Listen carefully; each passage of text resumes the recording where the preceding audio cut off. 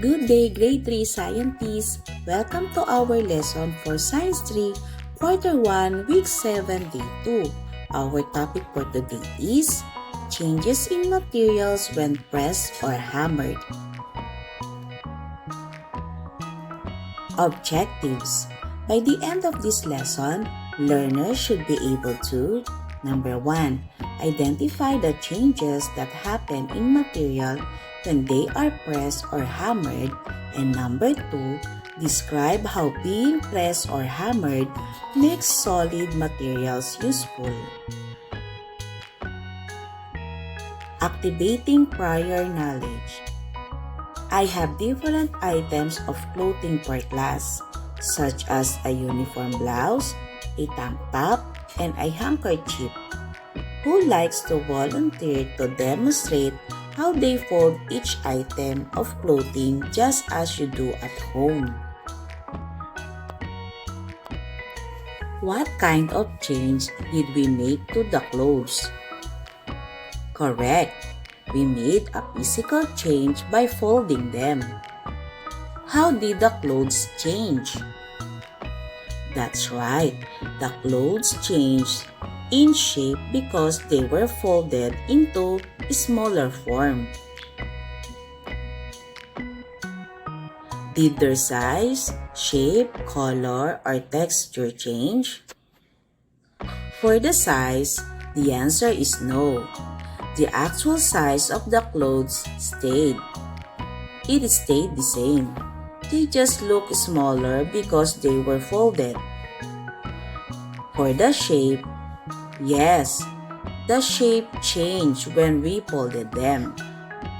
For the color, no, the color remained the same. And for the texture, the answer is no, the texture did not change.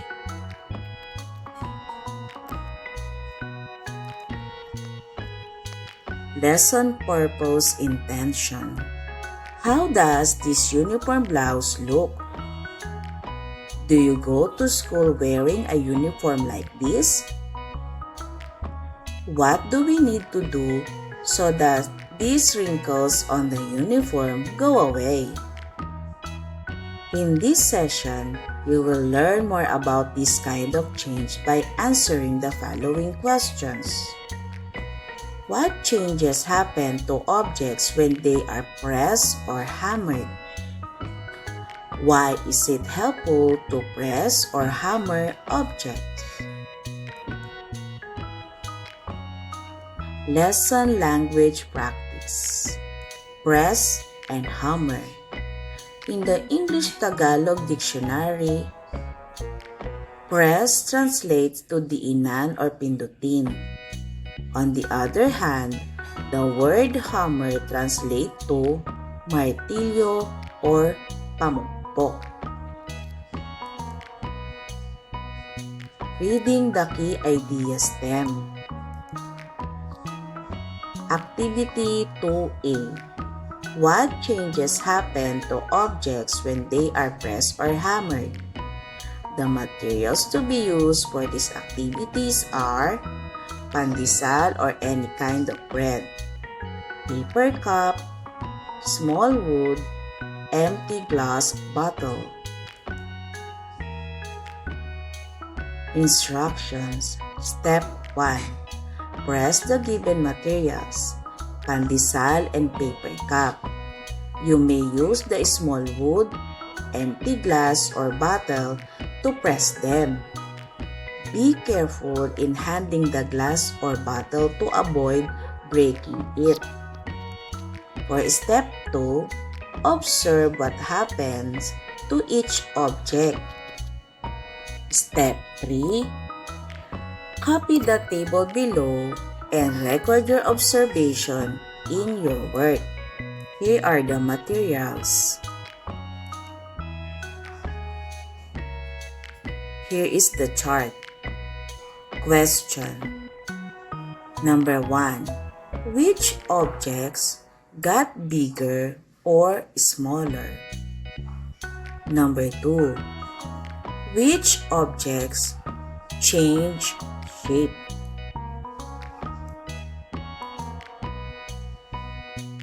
Number 3. Which objects change in texture? Number 4. Which objects change their color? Number 5. From your observations, which characteristics for the size, shape, texture, or color change when we press solid objects? Activity 2B. What changes happen to objects when they are hammered? The materials for these activities are bottle cap or tansan, a plate, a hammer, or mallet. Instructions. Step 1. Watch your teacher hit the given materials using the hammer or mallet, tin can, and plate. Step 2. Observe what happens to each object. Step 3. Copy the table below and record your observations in your notebook. Here are the materials and procedure. Here is the chart. Question. Number 1. Which object got bigger or smaller? Number 2. Which objects changed shape? Number 3. Which objects changed in texture? Number 4. Which objects changed their color? Number 5. From your observations, which characteristics pertaining to size, shape, texture, or color change when we hammer solid objects? Processing the activity. Pressing objects. The first part shows pressing. To press means to push an object steadily. Looking at the table, we realize that pressing changes an object's size and shape. Sometimes, an object may change its texture too, but the color of the object stays the same. Hammering objects. To hammer means to hit or beat an object with a hammer or mallet. Looking at the accomplished table, we realize that hammering can change an object's size and shape.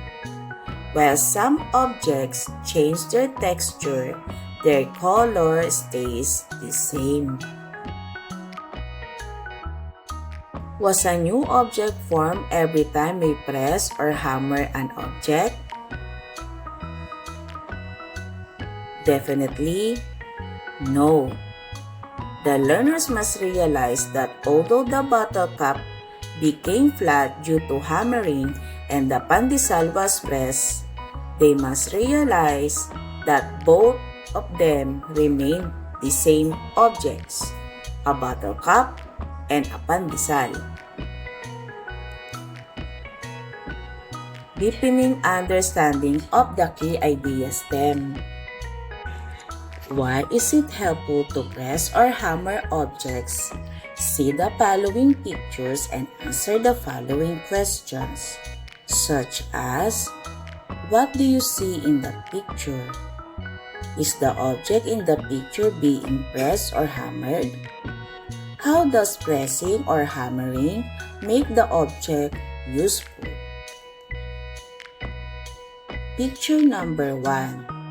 Using a citrus squeezer with oranges. Question. What do you see in the picture? I see someone squeezing oranges using a citrus squeezer. Is the object in the picture being pressed or hammered? The oranges are being pressed. How does pressing make the object useful? Pressing the oranges help extract the juice, which we can drink or use for cooking. Picture number 2. Ironing clothes with a flat iron. What do you see in the picture? Correct. I see someone ironing clothes with a flat iron. Is the object in the picture being pressed or hammered? The clothes are being pressed. How does pressing make the object useful? Pressing with a flat iron removes wrinkles and makes the clothes neat and tidy. Picture number 3. Pounding meat with a wooden mallet. What do you see in the picture? I see someone pounding meat with a wooden mallet. Is the object in the picture being pressed or hammered? The meat is being hammered. How does hammering make the object useful? Hammering softens the meat, making it easier to cook and chew. Making generalization and abstraction. Pressing or hammering objects can change their shape, size, or texture to make them more useful for specific tasks. However, the objects do not become new materials. They remain the same, just change in form. Evaluating learning. Directions. Look at the pictures below. A. Identify the change, pressing or hammering, being done on the objects in the picture. And B. Describe how the change makes the object useful.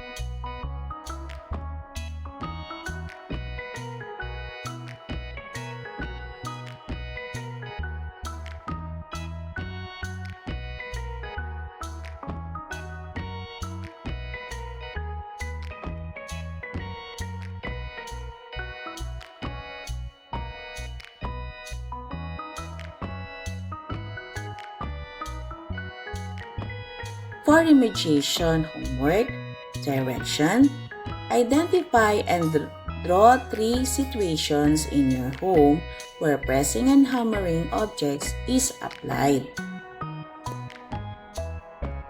Great job today, everyone! You listened well, shared your thoughts, and work hard.